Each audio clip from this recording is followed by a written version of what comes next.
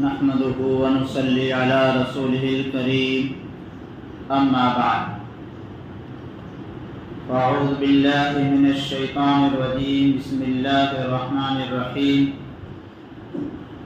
قال الله تبارك وتعالى في القرآن المجيد والفرقان الحميد فالذين آمنوا به وعزروه ونصروه واتبعوا النور الذي أنزل معه أولئك هم المفلحون. وقال تعالى إن الله وملائكته يصلون على النبي يا أيها الذين آمنوا صلوا عليه وسلموا تسليما. وقال النبي صلى الله تعالى عليه وسلم لا يؤمن أحدكم حتى أكون أحب إليه من والده وولده والناس أجمعين أو كما قال عليه الصلاة والسلام. درود شریف پڑھو. اللهم صل على سيدنا ومولانا محمد وعلى آل سيدنا ومولانا محمد وبارك وسلم. اللهم صل على سيدنا ومولانا محمد وعلى آل سيدنا ومولانا محمد وبارك وسلم. اللهم صل على سيدنا ومولانا محمد وعلى آل سيدنا ومولانا محمد وبارك وسلم. میرے عزیز بھائی اور بزرگوں، اس دنیا میں ہر انسان یہ چاہتا ہے کہ وہ کامیاب ہو جائے.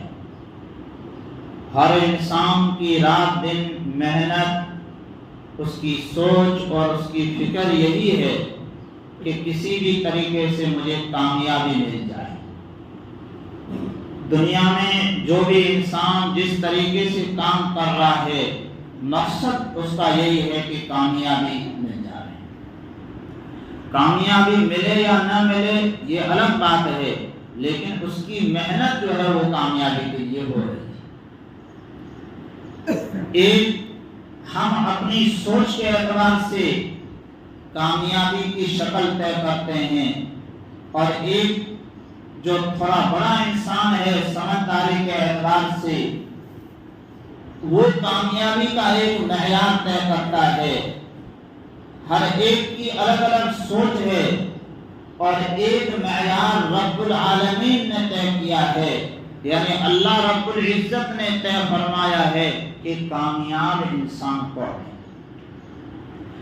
ہم اور آپ جو کہیں گے وہ کامیاب اصل کامیاب نہیں ہے، بلکہ قرآن میں اللہ رب العزت جس کو کامیاب ارشاد فرما رہے ہیں وہ شخص کامیاب ہے. اللہ رب العزت فرماتے ہیں کہ جو بندہ اس دنیا میں رہتے ہوئے اگر 4 کام کر لے گا، اللہ تعالیٰ فرماتے ہیں کہ اولئک هم المفلحون، یہی لوگ 4 کام کرنے والے کامیاب ہیں. سب سے پہلے فرمایا فالذین آمنوا بی، کہ سب سے پہلے کامیابی کی جو شرط ہے وہ یہ ہے کہ حضرت محمد صلی اللہ علیہ وسلم پر ایمان لے کر آ جائے. ایمان یہ سب سے پہلی شرط ہے کامیابی کی. اگر ایک انسان ایمان لے کر نہیں آیا ہے، وہ محمد الرسول اللہ صلی اللہ علیہ وسلم کو سچا اور پکا نبی نہیں مانتا ہے، تو وہ چاہے جتنے بھی کامیابی کے دعوے کرتا رہے لیکن وہ اللہ کی نظر میں کامیاب نہیں ہے. اور ایمان لانے کے بعد میں جو بھی تکلیفیں اٹھانی پڑے، جو بھی تکلیفیں برداشت کرنی پڑے، جو کچھ جو ہے دین کے راستے میں پریشانیاں آئے اس کو وہ برداشت کر لے. حضرت سعد بن ابی وقاص رضی اللہ تعالی عنہ صحابی رسول صلی اللہ علیہ وسلم ہیں. جب وہ ایمان لے کر آئے تو ان کی والدہ نے کہا کہ جب تک تو اس ایمان کو نہیں چھوڑے گا، جب تک تو اپنے پرانے دین کفر میں لوٹ کر نہیں آئے گا، میں اس وقت تک کھانا نہیں کھاؤں گی.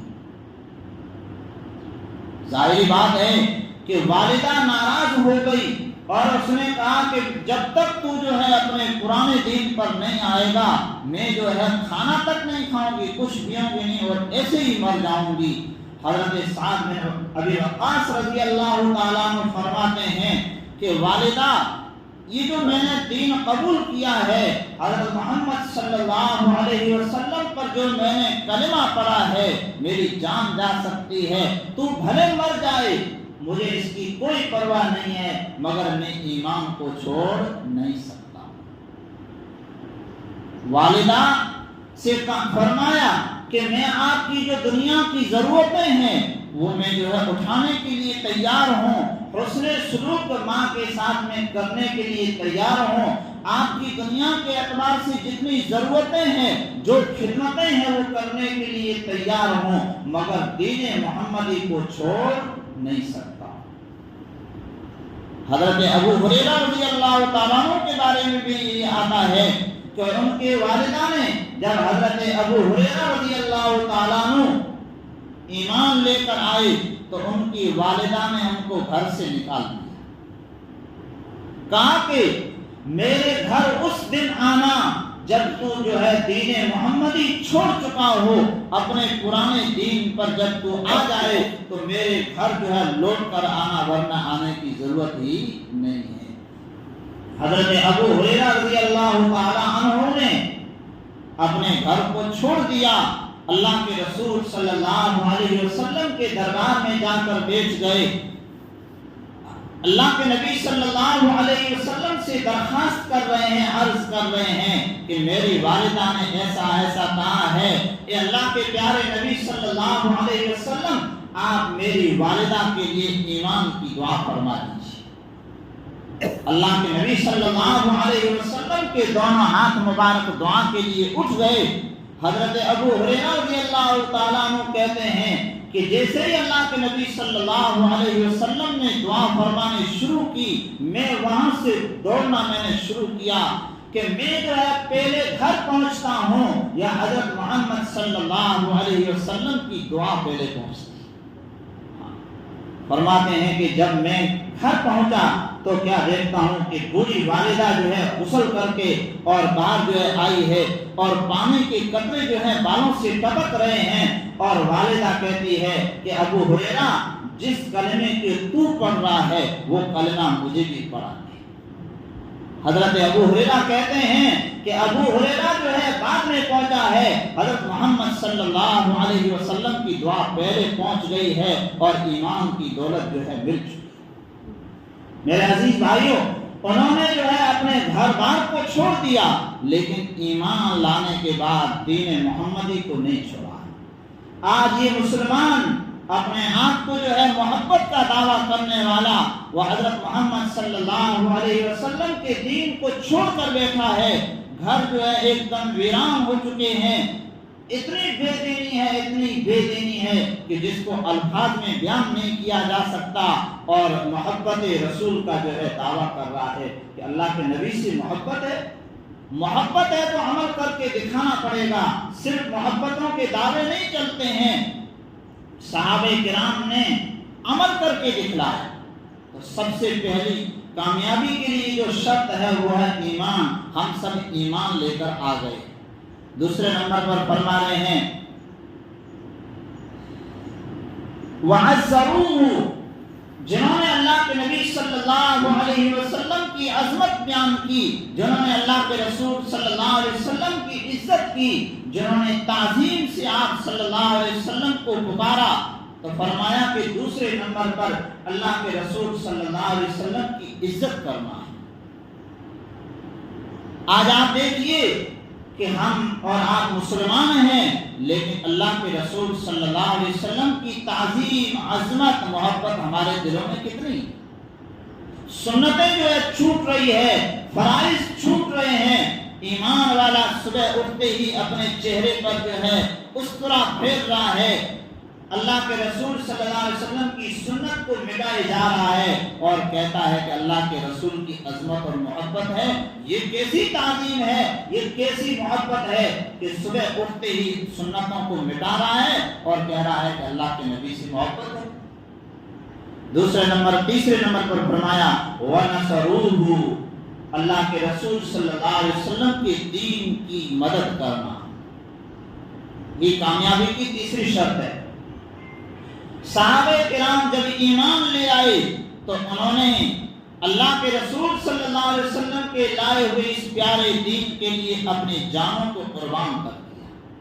انہوں نے جانوں کی جو ہے کوئی پرواہ نہیں کی، لیکن محمد صلی اللہ علیہ وسلم کے دین پر وہ مٹ کر چلے گئے۔ حضرت انس رضی اللہ تعالیٰ عنہ صحابی ہے، وہ فرماتے ہیں کہ میرے ایک چچا زاد بھائی تھے حضرت انس بن نضر رضی اللہ تعالیٰ عنہ، وہ بدر کی لڑائی میں شریک نہیں ہو سکے، جنگ میں شریک نہیں ہوئے۔ افسوس تھا، وہ دل میں ہمیشہ یہ کہا کرتے تھے کہ اگر آئندہ دین کے لیے اگر لڑائی ہوئی تو میں جو ہے اپنے آپ کو قربان کر دوں گا۔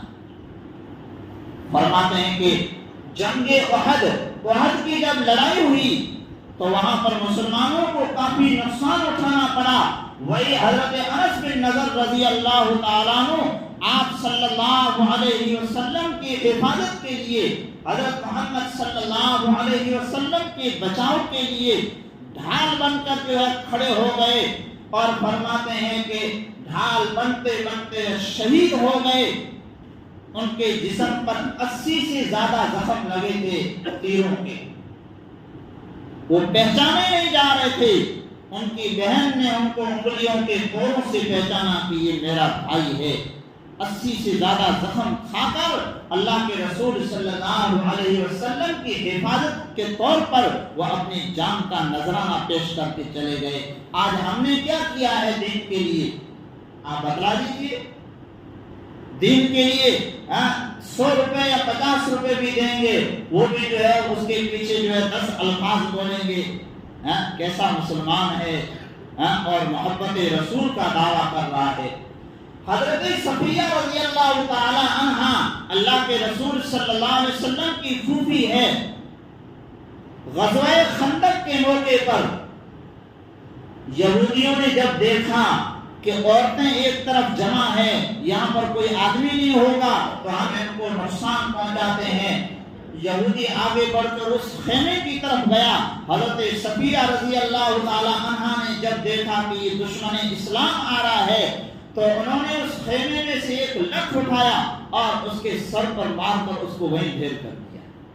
یہ عورتوں کی قربانی تھی، مردوں کی نہیں۔ اور آج کا یہ نوجوان اور آج کا یہ بوڑھا اور آج کا یہ مسلمان دین محمدی کو مٹانے میں لگا ہوا ہے۔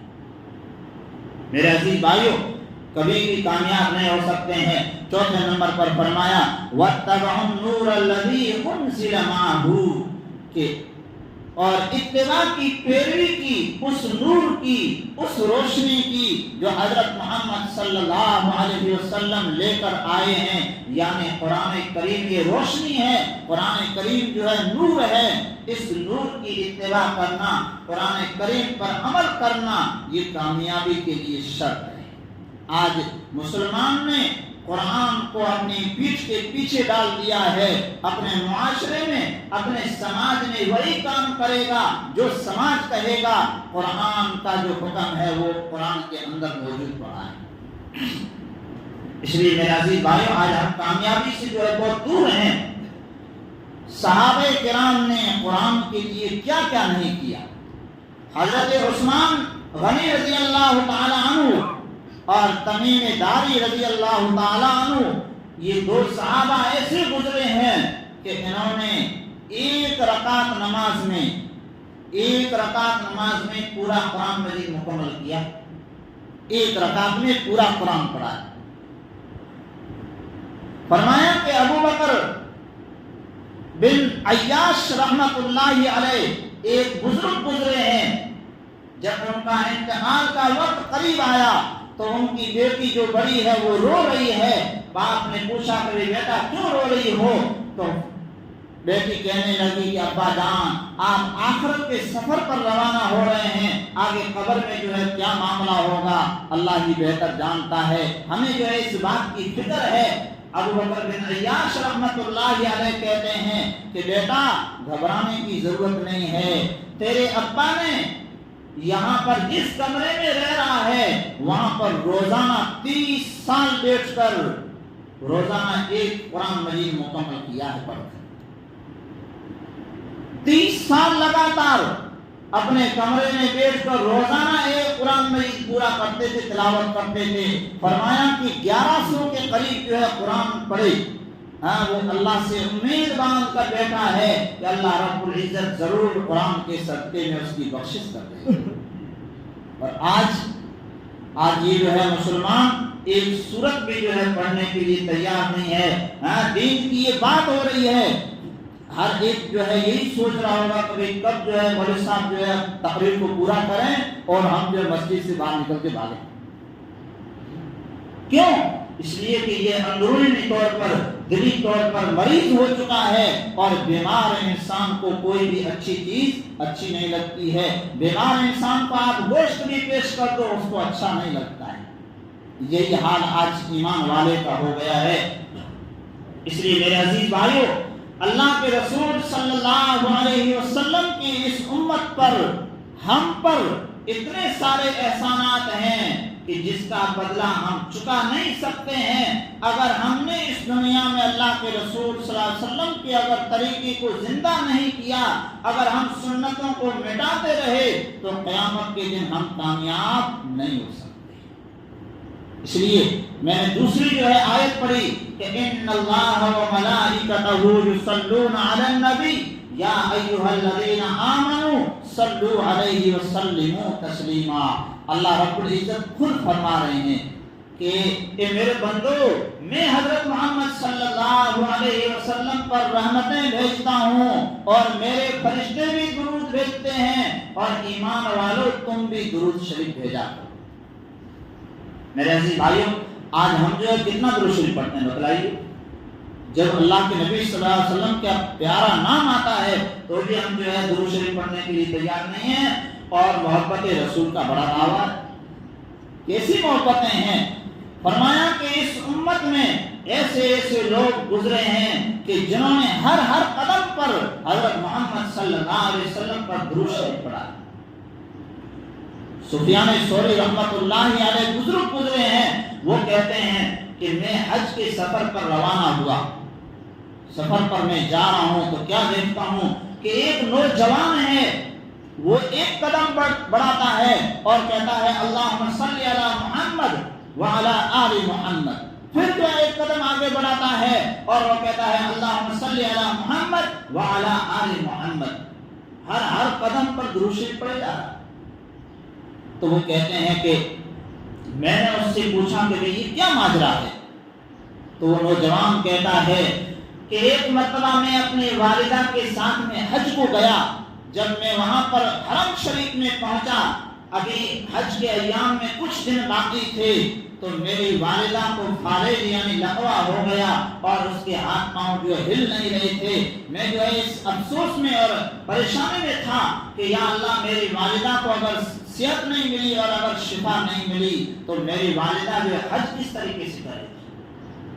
تو وہ نوجوان کہتا ہے کہ میں نے جو ہے وضو کر کے 2 رکعت جو ہے نماز پڑھی، اور نماز پڑھنے کے بعد میں نے وہاں پر بیٹھ کر اور درود شریف پڑھنا شروع کر دیا۔ فرماتے ہیں کہ میں درود شریف پڑھتا گیا اور ایک وقت آیا کہ وہیں بیٹھے بیٹھے مجھے جو ہے آنکھ لگ گئی، نیند آ گئی۔ تو وہ نوجوان کہتا ہے کہ میں کیا دیکھتا ہوں کہ ایک نورانی چہرے والا شخص میرے پاس آیا اور کہا کہ تم کیوں پریشان ہو؟ اتنا جو ہے نورانی چہرہ کہ میں نے اپنی زندگی میں پہلے بھی نہیں دیکھا تھا اور بعد میں بھی میں نے ایسا نہیں دیکھا۔ تشریف لے آئے، پوچھا کہ بھئی آپ کون ہیں؟ اللہ کے نبی صلی اللہ علیہ وسلم نے فرمایا کہ میں وہ ہوں جس پر تم درود شریف پڑھ رہے تھے۔ اللہ کے نبی علیہ السلام نے فرمایا کہ تمہاری پریشانی کیا ہے؟ تو اس نوجوان نے کہا کہ میری والدہ جو ہے بیمار ہو گئی ہے، ان کے ہاتھ پاؤں نہیں ہل رہے ہیں۔ اللہ کے نبی صلی اللہ علیہ وسلم نے فرمایا کہ تمہارے جو ہے درود شریف پڑھنے کی وجہ سے میں نے اپنے رب العالمین سے، اپنے رب سے اجازت مانگی کہ میرا امتی جو ہے مجھ پر درود شریف پڑھ رہا ہے، میں جو ہے ان کی مدد کے لیے جانا چاہتا ہوں۔ اللہ رب العزت نے مجھے اجازت دی ہے۔ اور وہ نوجوان کہتا ہے اللہ کے رسول صلی اللہ علیہ وسلم نے اپنا جو ہے ہاتھ مبارک میری والدہ کے جسم پر ایسے پھیرا، فرماتے ہیں کہ جب میری آنکھ کھلی تو میں کیا دیکھتا ہوں کہ میری والدہ بالکل صحیح سالم ہو چکی۔ تو فرمایا کہ یہ جو ہے درود شریف کی برکت ہے۔ آج ہم نے جو ہے درود شریف کی برکت دیکھی نہیں، درود شریف پڑھائی نہیں، بس محبت رسول، دعوے بہت لمبے لمبے ہیں، لیکن کام وہ ہے جس سے اللہ بھی ناراض ہے، اللہ کے رسول صلی اللہ علیہ وسلم بھی ناراض ہے۔ حسن بصری رحمۃ اللہ علیہ کہتے ہیں کہ ایک مرتبہ ایک عورت میرے پاس آئی اور وہ کہنے لگی کہ میں اپنی بیٹی کو دیکھنا چاہتی ہوں، ان کی بیٹی کا انتقال ہو گیا تھا۔ وہ عورت کہتی ہے کہ میں اپنی بچی کو دیکھنا چاہتی ہوں کہ وہ کس حال میں ہے قبر میں۔ حسن بصری رحمۃ اللہ علیہ فرماتے ہیں میں نے اس سے کہا کہ تم ایسا کرنا، وضو کر کے 4 رکعت نماز پڑھنا، جمعہ کی رات ہو، اور ہر رکعت میں الہاکم التکاثر پڑھنا، 4 رکعتوں میں پڑھنے کے بعد تم ایسا کرنا کہ باوضو اپنے بستر پر آ جانا اور درود شریف پڑھتے پڑھتے تمہیں جو ہے نیند آ جائے، جب تک تمہاری آنکھ کھلی ہو تم درود شریف جو ہے پڑھتی رہنا۔ تو فرماتے ہیں کہ وہ عورت گئی اور اس نے درود شریف پڑھا، وہ 4 رکعت پڑھی، سورہ جو ہے الہاکم التکاثر پڑھا، اور اس کے بعد میں اس نے اپنی بیٹی کو جب اس کو نیند آئی تو کیا دیکھتی ہے کہ وہ پریشان حال ہے، قبر کے اندر پریشانی کے عالم میں ہے، اس کو عذاب ہو رہا ہے۔ تو وہ عورت دوسرے دن حسن بصری رحمۃ اللہ علیہ کے پاس آئی اور کہا کہ میری بیٹی جو ہے پریشانی کے عالم میں ہے قبر میں، اس کے جو ہے عمل صحیح نہیں تھے جس کی وجہ سے اس کو قبر میں عذاب ہو رہا ہے۔ حسن بصری رحمۃ اللہ علیہ فرماتے ہیں کہ میں رات کو سویا تو میں کیا دیکھتا ہوں کہ وہی عورت جس بچی کے بارے میں معلوم کرنے آئی تھی، وہی بچی مجھے جو ہے خواب میں آئی اور وہ جنت کے محلات میں گھوم رہی۔ اچھا، تو پوچھا خواب میں کہ بیٹا تمہاری والدہ نے یہ کہا تھا کہ میری بیٹی جو ہے عذاب میں ہے اور تم یہاں جو ہے جنت میں سیر کر رہی ہو؟ تو وہ بچی کہتی ہے کہ حسن بصری رحمۃ اللہ علیہ میری والدہ کی بات صحیح ہے، لیکن میری والدہ جب چلی گئی اور کل کا دن تھا، ایک بزرگ جو ہے یہاں قبرستان میں تشریف لے آئے اور وہ بزرگ تھے جو روزانہ اللہ کے نبی صلی اللہ علیہ وسلم پر 1000 مرتبہ درود شریف پڑھتے تھے۔ وہ یہاں پر آئے اور انہوں نے اللہ رب العزت سے دعا کی کہ یا اللہ میں نے جو درود شریف پڑھا ہے اس کا ثواب اس قبرستان والوں کو پہنچا دے اور پورے قبرستان والوں سے عذاب کو ہٹا دے۔ تو فرمایا اللہ رب العزت نے اس بزرگ کی درود کی برکت سے سارے قبرستان والوں کو معاف کر کے اور جنت کا فیصلہ کر دیا۔ میرے عزیز بھائیو، کن جو ہے غفلتوں میں ہم پڑے ہیں، یہ غفلتیں ہمیں جو ہے کہیں دوزخ میں لے کر چلی نہ جائیں۔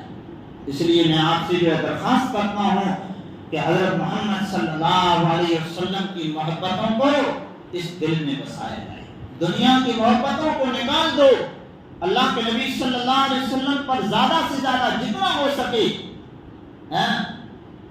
کچہری میں بیٹھیں گے، مجلس میں بیٹھیں گے تو وہاں پر دنیا کی باتیں ہو جائے گی، گپ شپ ہو سر کئی گلائے تھی سے، اور الیکشن ہے تو الیکشن میں باتیں تھی سے، سارے چیزاں تھی سے رہیں، لیکن حضرت محمد صلی اللہ علیہ وسلم پر درود شریف ایک ایسا مسلمان ہے۔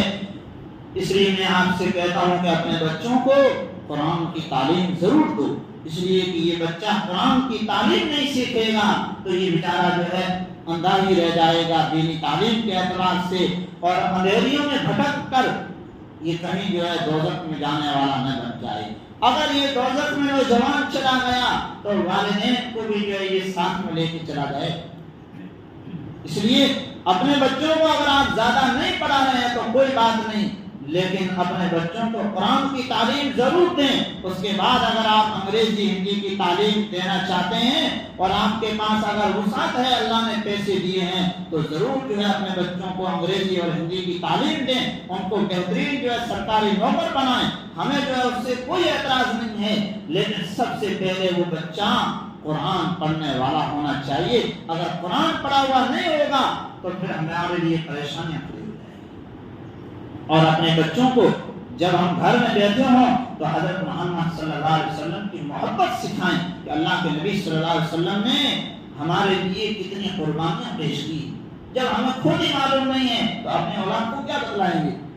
بیٹھوڑا جو ہے بچہ قصہ کہانی سنا سے، بچے ڈولو سنا سے یا رانولی سنا سے، کاغذ تاجا کو یہ رو تو نہیں کرانا تو بلاؤ ڈھیکر پوچھر آپرا بخان تو سنا سے. لیکن حضرت محمد صلی اللہ علیہ وسلم کا بخان آج ہم خود نہ کی بس.